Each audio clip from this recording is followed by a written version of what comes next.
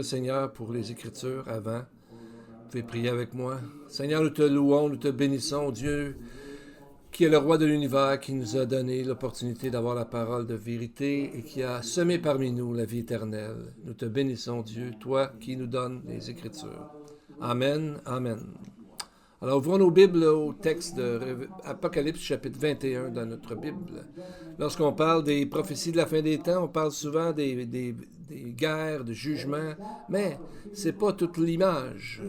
Il y a une partie des prophéties bibliques qui nous amène dans un autre monde, qu'on appelle communément le ciel. Vous êtes-vous déjà demandé à quoi ça a l'air? Qu'est-ce que ça va être de vivre là? Comment ça va être? Est-ce qu'il y a des arbres, des rivières, des rues? Qu'est-ce qu'on va manger là-bas? Bien, le livre d'Apocalypse, les deux derniers chapitres, répondent à ça pour nous en partie. Donc, ça va être un endroit complètement de félicité et que la parole nous présente. Il y a de l'information qu'on peut trouver nulle part ailleurs dans la Bible. Alors, prenez bonne respiration parce que nous allons entrer dans un nouveau monde maintenant. Et pour tous ceux et celles qui ont cru en Jésus pour leur salut éternel.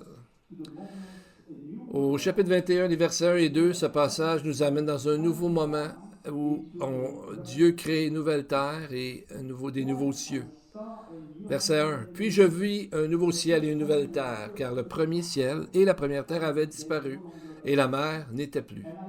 Je vis descendre du ciel, d'auprès de Dieu, la ville sainte, la nouvelle Jérusalem, préparée comme une épouse qui s'est parée pour son époux. » Il va y avoir un moment où le péché qui détruit tout, qui infecte tout le monde, ne sera plus là parce qu'il va y avoir un nouveau ciel, une nouvelle terre, et une nouvelle histoire va commencer où il n'y aura pas de crime ou de péché ou n'importe quelle sorte d'offense n'existera plus. Et il nous est dit une nouvelle terre et qu'il n'y aura pas de mer. Pourquoi qu'il n'y aura plus de mer? Rappelons-nous que la première terre a été couverte avec de l'eau dans Genèse 1 après le fameux Tohu-Bohu qui est dû à la chute de plusieurs anges dans le monde angélique. Et ensuite, les prophéties de la mer dans la Bible parlent toujours du tumulte des nations qui sont souvent, la plupart du temps, prêtes à la guerre. Alors, c'est dans Daniel 7 et dans Apocalypse 13 que nous voyons la venue, l'arrivée de l'Antichrist. Il n'y aura plus de cela. Il n'y aura plus le fait que la mer occupe 70% de la terre, parce qu'il n'y aura plus de mal qui pourra recommencer à nouveau à se pointer dans ce monde. Il n'y a pas de verset pour dire qu'il va y avoir des belles plages et tout ça, mais j'imagine qu'il va en avoir. Et Jean voit qui descend du ciel la cité sainte, la nouvelle Jérusalem. Voilà, c'est comment il l'appelle, l'apôtre Jean. Il dit comme une épouse qui s'est parée pour son époux. Donc, sur cette nouvelle terre, la nouvelle Jérusalem va arriver comme justement Dieu qui est le mari et amène sa fiancée pour tous ceux et celles qui ont fait de Jésus leur sauveur.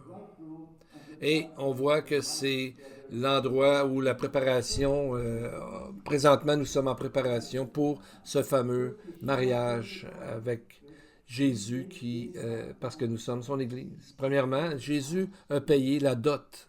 Il a payé en mourant pour nous et il a sécurisé notre salut. Deuxièmement, il a dit dans Jean 14, 3, « Quand je vais m'en aller, je reviendrai, je vous aurai préparé une place. » Et troisième, il nous amène à la maison qui va avoir lieu bientôt, soit à la résurrection ou à l'enlèvement, selon le premier qui va arriver dans notre vie. Et quatrièmement, il nous présentera la maison qu'il nous a préparée pour nous. C'est ce qui est merveilleux. Et cet endroit est tellement cher pour le Seigneur qu'il nous donne différents noms. La Nouvelle Jérusalem, 2 fois est appelée dans notre texte. La Sainte Cité, 5 fois. La Grande et Merveilleuse Cité, la Sainte Jérusalem, chapitre 21, 10. Et dans Apocalypse 3, 12, elle est appelée la Cité de mon Dieu. Cette ville, cette cité est construite entièrement par Dieu Et c'est là que sera sécurisée notre vie éternelle avec Jésus. Nous sommes déjà, nous les croyants, citoyens de cet endroit. Et c'est le désir intérieur profond de chaque croyant de vivre enfin en paix et en harmonie. Verset 3 du chapitre 21. Et j'entendis du trône une forte voix qui disait, voici le tabernacle de Dieu avec les hommes. Il habitera avec eux, ils seront son peuple, et Dieu lui-même sera avec eux. Exactement comme c'était dans le jardin d'Éden, rappelez-vous, avant la chute. Ce sera comme ça, mais là, il n'y aura pas de serpent de mal pour l'éternité. Tout ça sera fini. Amen. Ces mots sont l'accomplissement complet de la prophétie d'Ésaïe lorsqu'il a dit 7,14. C'est pourquoi le Seigneur lui-même vous donnera un signe. La jeune fille deviendra enceinte, elle enfantera un fils, elle lui donnera le nom d'Emmanuel. La première partie de cette prophétie a été accomplie à la première venue de Christ. Pour la seconde, ça sera le moment où il sera appelé pour la première fois Emmanuel. En hébreu, le mot Emmanuel veut dire Dieu avec nous. Donc aujourd'hui, nous sommes scellés par son esprit et à ce moment-là, nous le verrons comme il est. Comme Jean nous dit, nous le verrons face à face. Et ensuite, on voit au verset 3 d'Apocalypse 21, il parle du mot tabernacle, que nous demeurerons avec lui. Ces deux mots-là viennent du mot skéné en grec, qui est une traduction de l'hébreu mishkan, qui est un mot qui veut dire un peu maison ou tabernacle, le fait de demeurer dans un endroit. Et le mot Mishkan est utilisé 139 fois dans les Écritures, dans l'Ancien Testament, en parlant du tabernacle qui a été construit selon le plan de ce que est le tabernacle au ciel. Et ici, nous verrons cela arriver. Et il y a une autre relation entre le mot skenos, Mishkan et Emmanuel. Ce mot skenos est utilisé seulement 4 fois dans l'Apocalypse et une autre fois dans l'évangile de Jean. Savez-vous où? Jean 1, 14, lorsque l'Esprit nous dit « Et la parole a été faite chair, elle a habité, skenoo, parmi nous, pleine de grâce et de vérité, et nous avons contemplé sa gloire, une gloire comme la gloire du Fils unique, venu du Père. » Et le mot « demeurer » dans 21.3, c'est vraiment comme quand Dieu, dans la chair, est venu parmi nous, en Jésus, pour nous offrir le salut et nous réserver une place au ciel, où nous serons avec lui pour toujours. C'est l'idée que Dieu va à nouveau demeurer avec l'homme pour l'éternité. On dit à nouveau parce qu'Adam et Ève étaient comme ça au début, mais avant la chute. Maintenant, il n'y aura plus de mal ni de péché. Voyons les versets 4 et 5 pour voir la grande métamorphose qui va arriver dans ce monde. Il essuiera toute larme de leurs yeux et la mort ne sera plus. Et il n'y aura plus ni deuil, ni cri, ni douleur, car les premières choses ont disparu.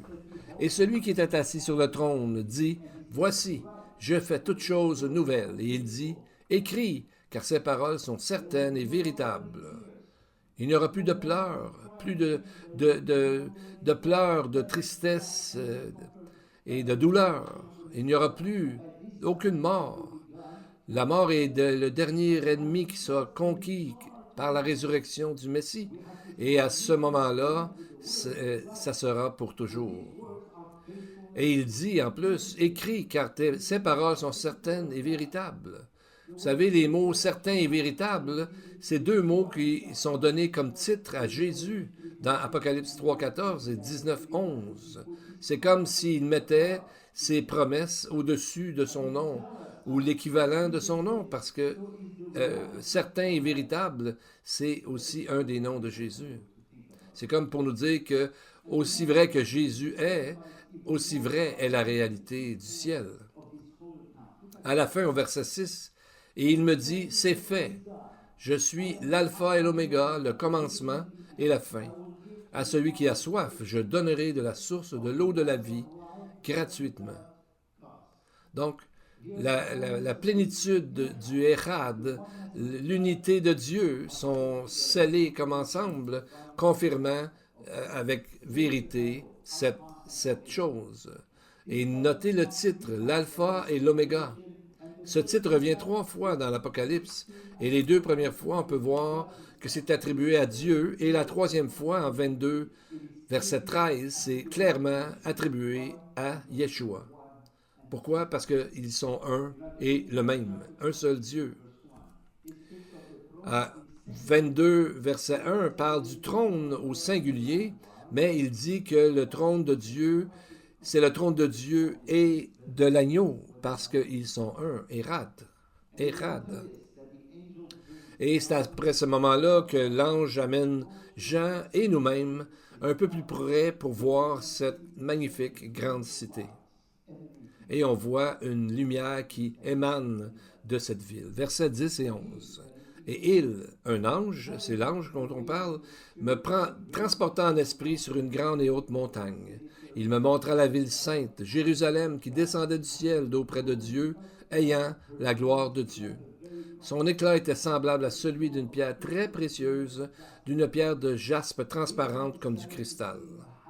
On voit ici Jean est amené à voir une immense montagne qui est l'endroit où la nouvelle terre et la nouvelle Jérusalem sont. Et il nous parle comme la Jérusalem terrestre est construite sur le mont Sion, et durant le millénium, ce sera sur une haute montagne également. Et quelle est la première chose que Jean remarque de cette nouvelle Jérusalem? La gloire de Dieu qui est décrite comme étant visuellement présente en disant « Sa brillance était comme une pierre précieuse de grand prix, comme une pierre de jaspe claire comme le cristal. » C'est à ça que le ciel ressemblera. Mais quelle sorte de pierre est-ce que c'est la pierre précieuse de grand prix comme de jaspe clair comme le cristal? Premièrement, ça ne peut pas être le jaspe que nous connaissons aujourd'hui parce que ce n'est pas clair comme le cristal, cette pierre, mais c'est opaque. Donc, la lumière ne passera pas à travers. Et en plus, ce n'est pas une pierre très précieuse. Moi, je suis un ancien joaillier et le jaspe, c'est pas quelque chose qu'on vend souvent. Ça vient d'un mot allemand qui veut dire quelque chose d'un peu obsolète. Donc, ça veut dire que ça n'a presque pas de valeur. Donc, on voit que parfois les traductions, comment sont arrivées avec une pierre comme le jaspe. Parce qu'en grec, le mot qui a été traduit en grec, c'est le mot iaspis. Mais vous savez, en hébreu, le mot, plutôt en grec, le mot J n'existe pas. Donc, ils ont probablement devenu avec le mot jaspe. Donc, ils ont dû remplacer le J par un I, puis ils ont appelé ça le J, pardon, et ils l'ont appelé Jasper. Le jaspe, pardon. Quelle est cette pierre? Encore une fois, il faut retourner à l'hébreu pour essayer de trouver, parce que sinon, c'est frustrant de ne pas savoir exactement qu'est-ce que ça a l'air, parce que le texte nous dit que c'est clair comme un cristal. En hébreu, c'est le mot yashphé. Et le son est remplacé en grec par le S au lieu de SH, ce qui donne l'aspis. Et quelle couleur était le mot yashphé? C'est une des couleurs qu'il y avait sur le poitrail du souverain sacrificateur qui portait les 12 pierres, comme on voit sur l'image, devant le peuple, qu'on voit dans Exode 28. Et on dit que Yashphé, c'est la dernière pierre qu'on voit sur l'image, et c'était la pierre qui représentait la tribu de Benjamin. Donc, ça nous parle de la tribu de Benjamin. Et il y a une tradition dans le judaïsme qui va nous expliquer quelle est cette couleur de Benjamin portait, que la tribu portait. Et vous allez voir, c'est vraiment magnifique. Dans une Midrash Rabbah, qui est une collection d'anciens écrits hébraïques par rapport à l'Ancien Testament. Rappelez-vous quand, dans le livre des Nombres, chapitre 2, on voit Israël qui commence sa marche dans le désert. Et là, on voit chaque tribu qui a sa propre bannière, son propre drapeau. Et la tradition va dire ceci pour décrire la couleur de Benjamin. La couleur de Benjamin était Yashvé, et la couleur de son drapeau ou de sa bannière était la combinaison de toutes les 12 couleurs. Donc, une combinaison de 12 couleurs, ça veut dire, c'est quelle couleur ça? Bien, selon la gémologie, ça devient, finalement, le total des 12 couleurs, ça devient clair comme le cristal, blanc. Donc, c'est ça que le texte nous dit, c'est clair comme le cristal. Probablement un diamant, un magnifique diamant, l'image est ici. Donc, la Nouvelle Jérusalem serait comme cette magnifique diamant dans le ciel, d'un blanc pur et transparent, avec les couleurs qui peuvent passer à travers parce qu'elle est transparente, démontrant la justice, la pureté et surtout la sainteté. Donc, imaginez-vous être à la place de Jean, voir cette chose magnifique, cette apparition, si on veut, magnifique. Mais c'est pas seulement blanc la couleur qu'on voit ici, parce qu'il y a 12 fondations, on voit ça au verset 19, et chaque fondation est identifiée avec une différente couleur. Imaginez-vous la magnifique Nouvelle Jérusalem, un magnifique diamant avec 12 couleurs à la base, ces couleurs qui reflètent partout à travers la cité, et au centre, et la gloire de Dieu, sa propre présence et les couleurs alentour de lui. On voit au verset 23 une description. La ville n'a besoin ni du soleil, de la lune pour l'éclairer, car la gloire de Dieu l'éclaire et l'agneau est son flambeau. C'est difficile à visualiser avec nos yeux humains une cité comme ça, mais ça doit être quelque chose qui va nous couper le souffle, bien sûr. Ça doit être une des choses qu'un croyant qui, après sa mort, devrait voir après avoir été accueilli par Jésus et amené dans cet endroit. Et on va voir maintenant, à travers le nom de Benjamin, l'histoire de notre Sauveur Jésus. Parce que quand Benjamin est né, c'était pas le premier nom qu'on lui a donné. Quand Rachel a accouché de Benjamin, elle est morte en lui donnant naissance. Mais avant de mourir, elle l'a appelé Ben-Oni, qui veut dire le fils de ma tristesse ou de ma douleur. Mais Jacob, son mari, a changé son nom pour Benjamin ou Benjamin, qui veut dire le fils de ma droite. Genèse 35, 18, comme on voit sur l'écran. On voit ici la vie de Jésus. À sa première venue, il était le Ben-Oni, le fils de la tristesse, dans le fond. Mais à sa seconde venue, il sera Benjamin, le fils de la droite de Dieu, qui régnera. Donc, même toute l'histoire ici de l'image, on voit quand on considère les 12 tribus ensemble. Comme Jésus a dit, si vous croyez Moïse, vous me croiriez. Donc, là, on va voir à travers l'histoire qui est le premier-né de Jacob. C'est Ruben. Ruben veut dire en hébreu « je vois un fils », qui fait référence à la présence du Messie, de la postérité à travers Abraham qui va bénir le monde. Et à travers la tribu, Benjamin, le fils de ma droite. Ici, on a dans les noms du premier et la dernière des tribus d'Israël toute l'histoire, en fait, de la rédemption. Donc, et on voit Jésus qui est là dans cette magnifique cité qui est le ciel. Mais il y a encore davantage. Ruben est un des tribus que les couleurs, on sait quelle elle était, sa couleur, c'était rouge. Donc, l'histoire commence avec la couleur rouge et finit avec le blanc pour l'éternité. À quoi ça vous fait penser? À Ésaïe 1,18, quand Dieu a dit au peuple, « Venez et plaidons, dit l'Éternel. Si vos péchés sont comme le cramoisi, ils deviendront blancs comme la neige. S'ils sont rouges, comme la pourpre, ils deviendront comme la laine. » Amen. Oui, on peut applaudir le Seigneur, c'est sûr. Donc, c'est une promesse du salut qui vient exactement après que Dieu a montré les péchés d'Israël dans les premiers verset d'Ésaïe 1. Dieu dit, venez, et si vous me regardez, vous allez, si vous croyez en moi, vous allez passer du rouge au blanc comme le péché est représenté par le rouge et le blanc par l'action de Dieu. Apocalypse 21, verset 12 maintenant, qui nous parle comment avait l'air le ciel à partir de l'extérieur. Une grande et haute muraille, elle avait 12 portes, et sur les portes 12 anges, et des noms écrits. Les 12 tribus des fils d'Israël, à l'Orient 3 portes, au nord 3 portes, au midi 3 portes, et à l'Occident 3 portes. C'est là qu'on voit la forme de la cité de Dieu. Premièrement, il y a quelque chose d'inhabituel dans cette description. Verset 12 dit qu'il y a une grande et haute muraille. C'est drôle parce que le mur est au singulier et pourtant il y a 4 côtés.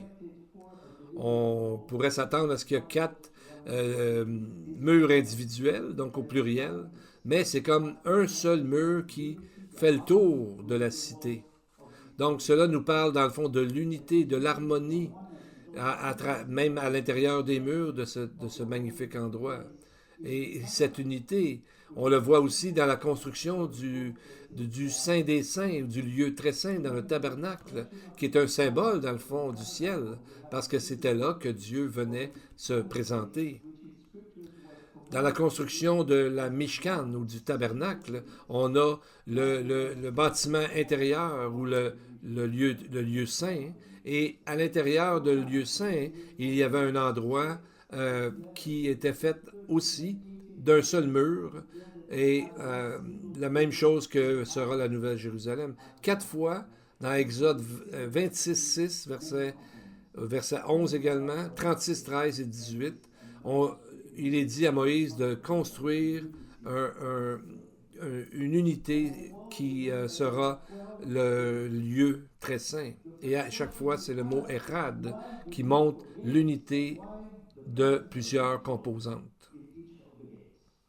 Et sur ces murs, on apprend qu'il y aura 12 portes. La première question, on nous demande, c'est pourquoi qu'il y aura des portes et pourquoi la présence d'un ange dans chacune de ces portes. Premièrement, ces portes ne sont pas pour la protection parce que le Seigneur vit là et c'est lui notre protection. La présence de ces portes, c'est une indication qu'on va être vraiment occupé. On va avoir une vie dynamique au ciel. On ne sera pas là en train de jouer de la harpe à rien faire. Et si il y a des portes, c'est sûrement parce qu'on va rentrer et sortir. Ou peut-être on va aller explorer le nouveau ciel que le Seigneur va créer. Aujourd'hui, il y a des milliards d'étoiles. On peut s'attendre qu'il y ait la même chose dans la Nouvelle Jérusalem. Mais voyez-vous, chacune de ces portes a un message, un morceau de l'histoire d'Israël dans ses combats et dans ses victoires.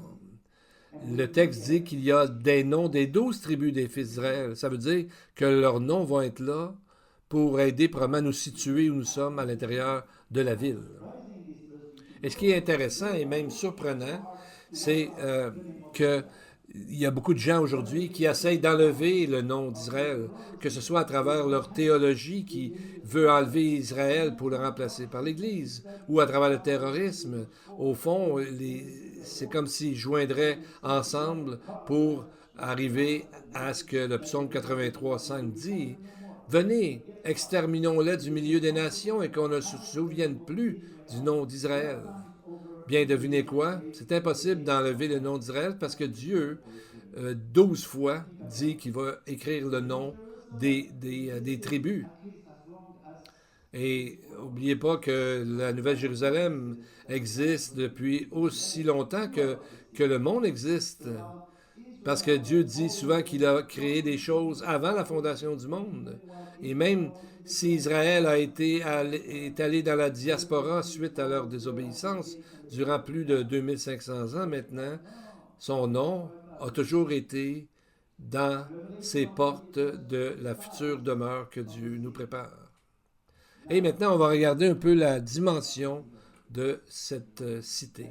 Premièrement, je dois vous dire que c'est pas aussi grand qu'on penserait que ce serait. Verset 16. La ville avait la forme d'un carré et sa longueur était égale à sa largeur. Il mesura la ville avec le roseau et trouva 12 000 stades. La longueur, la largeur et la hauteur en étaient égales. Il mesura la muraille, trouva 144 coudées, mesure d'homme qui était celle de l'ange. Bien, à première vue, c'est pas si gros. C'est à peu près la distance entre Québec et la Floride. C'est désappointant, trouvez-vous? Pas vraiment. Si vous considérez que c'est un cube, donc comme on a dit, comme le lieu très saint. Donc imaginez-vous 1500 000 ou 2200 km de hauteur dans le ciel. Donc cette ville, c'est pas qu'elle était très grande de gauche à droite, mais en hauteur, c'est très haut. Donc, mais c'est quand même relativement petit. Probablement que c'est en rapport avec le nombre de croyants, parce que vous savez que les croyants sont toujours une minorité dans le monde.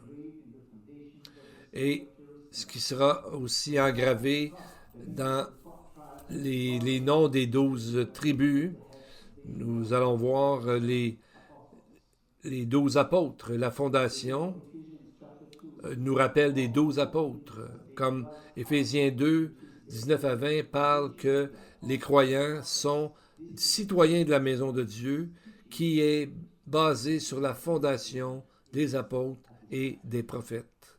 Donc, la fondation est basée sur leurs enseignements des Écritures. Donc, c'est sur cette fondation que la Nouvelle Jérusalem reposera pour l'éternité. Lisons les versets 18 et 19. Essayez de vous imaginer toutes ces brillances. La muraille était construite en jaspe et la ville était d'or pur, semblable à du verre pur. Les fondements de la ville étaient ornés des pierres précieuses de toute espèce. Le premier était de jasme, le second saphir, troisième chalcédoine, quatrième émeraude, cinquième sardonyx, sixième sardoine, septième chrysolite, huitième béryl, neuvième topaze, dixième chrysoprase, onzième hyacinthe et le 12e d'améthyste. Encore, tout ça ressemble à une magnifique pièce de joaillerie qu'un mari a préparée pour sa fiancée. Et tout ça sera pour le bienfait des croyants pour l'éternité. Maintenant, les 12 couleurs, on peut en reconnaître à peu près 4 de façon certaine. Et on pourrait se demander comment ça se fait que Dieu nous donne tellement d'informations à ce sujet, pas vraiment pour nous montrer que ça existe, même si on ne connaît pas toutes les couleurs. Et en même temps, ça nous donne un sens. On a hâte, une anticipation d'être là. C'est un peu comme s'il avait gardé la surprise de beaucoup de choses.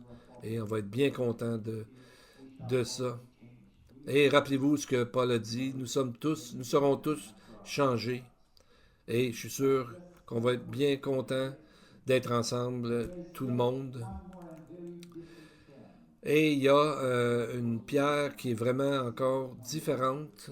Voyez-vous le verset 21, et on va parler de cette pierre. Les 12 portes étaient 12 perles. Chaque porte était d'une seule perle. Verset 1, chapitre 21. Cette perle est tellement différente des autres parce que c'est la seule pierre précieuse, si on veut, qui provient d'un organisme vivant. Deuxièmement, c'est la seule pierre précieuse qu'on peut trouver sans travailler. On n'a pas besoin de creuser. Elle est là souvent à la surface de la terre, prête à être ramassée. Troisièmement, cette pierre n'a besoin d'aucune coupure. On n'a pas besoin de la couper ou de la polir. On a déjà, tout a été fait. Est-ce que tout ça vous rappelle de quelqu'un? Une perle, c'est comme le salut. En opposition avec un diamant ou un saphir ou d'autres pierres qu'on doit travailler, cette pierre est là, prête à être ramassée.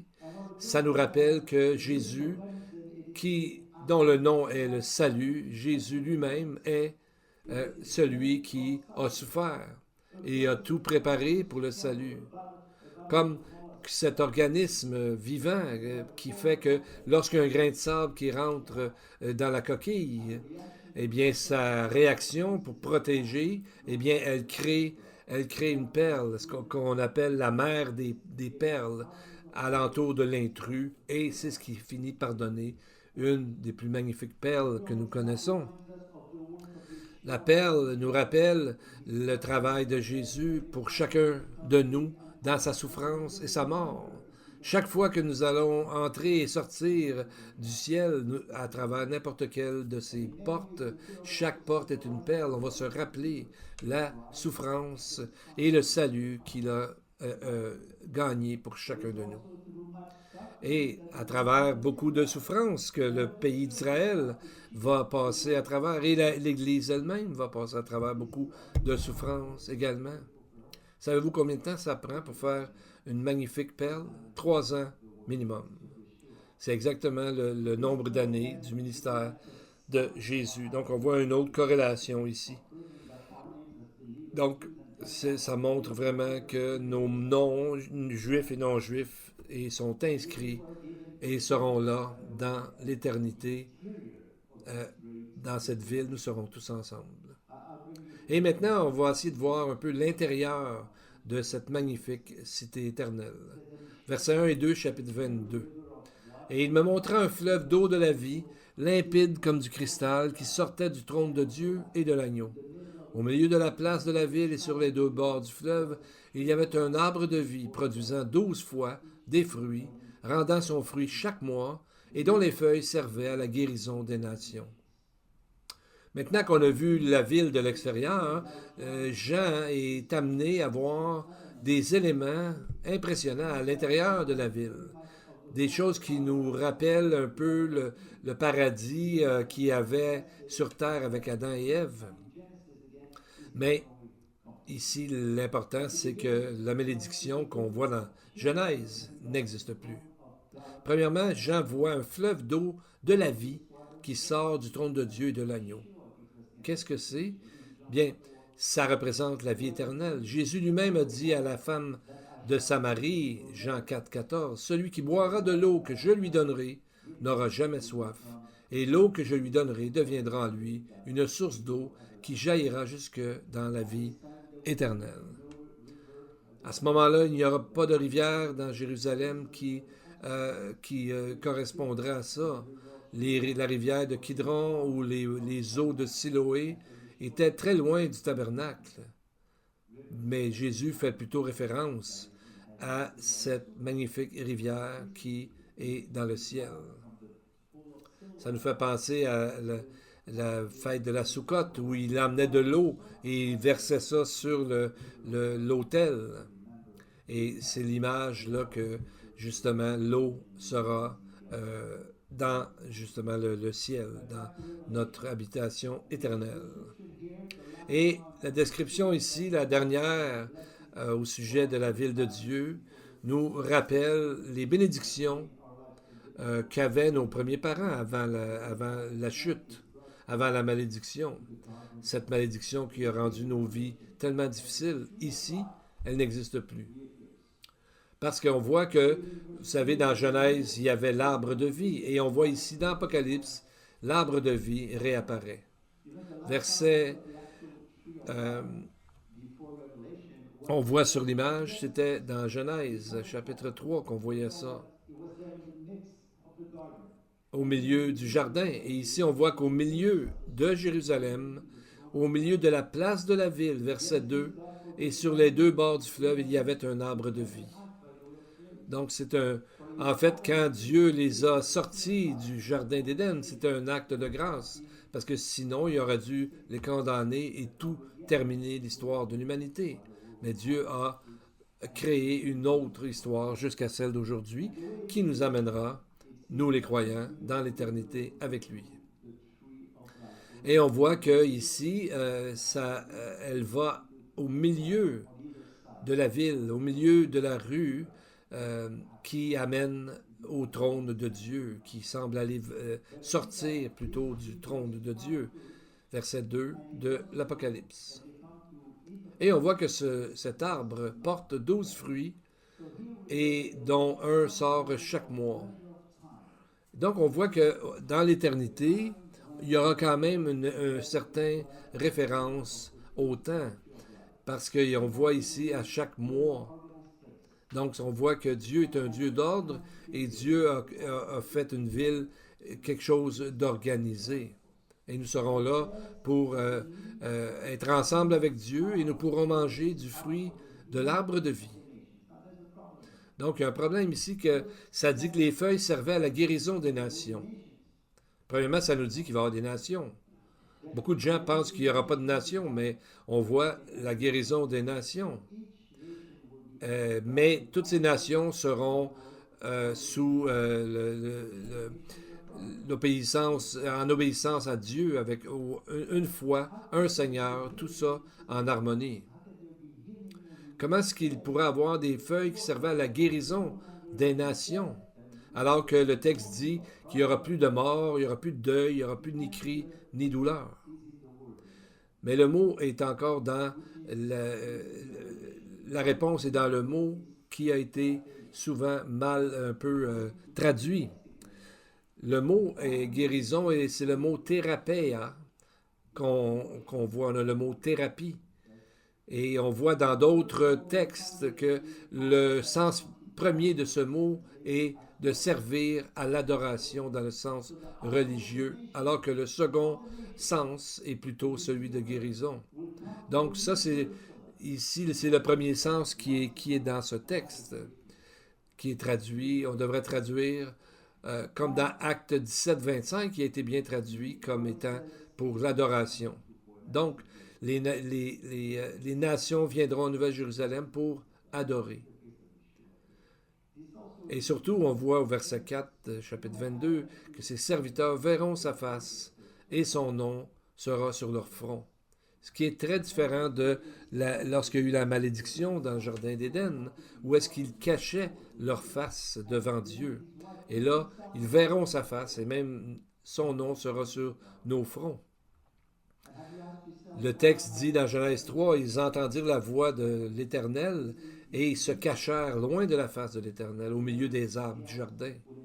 Pourquoi? Parce qu'ils étaient coupables, ils se sentaient craintifs devant Dieu parce qu'ils étaient dans le péché, ils avaient désobéi. Et le livre d'Apocalypse se termine sur une magnifique note, les derniers mots de Jésus que nous avons dans la Bible. Verset 20. Celui qui atteste ces choses dit, « Oui, je viens bientôt. Amen. Viens, Seigneur Jésus. » Oui, le Seigneur dit, « Je viens bientôt. » Il dit souvent, verset 6, il dit les choses qui doivent arriver bientôt. Verset 7, je viens bientôt. Verset 10, le temps est proche.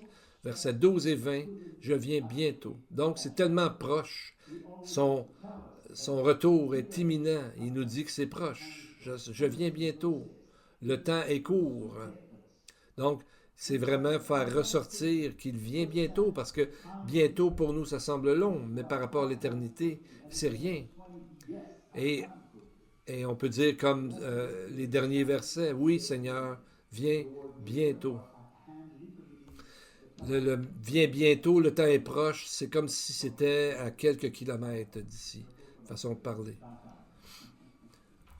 Donc, on pourrait dire tous ensemble, « Amen, viens Seigneur Jésus, que la grâce du Seigneur soit avec vous. Amen, viens Seigneur Jésus. » Alors, courbons nos têtes et prions ensemble. Je vais faire la prière de la Shiva Berachot, qui sont les 7 bénédictions qu'on prononce à un mariage juif. Prions. Blessed are you, Lord our God, ruler over the universe, who created joy and gladness, mirth, glad songs, pleasure, delight, love, fellowship, harmony, and companionship. Lord our God, Let there soon be heard in the city of Israel and in the streets of Jerusalem the sound of joy and the sounds of gladness, the voice of the groom and the voice of the bride, the sound of the groom's jubilance, and the youth from their feasts of song. Blessed are you, Lord, who gladdens the groom with his bride. And so we thank you, Heavenly Father, for this great revelation we're given in the book, from the book of Revelation. We are learning so much about your sovereignty and especially your love, which is unsearchable. Help us to enshrine this teaching in our hearts so that we may live by it, so that we may share it and reflect it to others, so that they may also see it, hear it, and come to a saving knowledge of yourself. Yes, come quickly. And to the congregation, the Lord bless you and keep you. The Lord makes his face shine upon you and be gracious to you. The Lord lift up his countenance upon you and give you peace. May the Lord bless you all. And don't forget, heaven is real, right? Amen.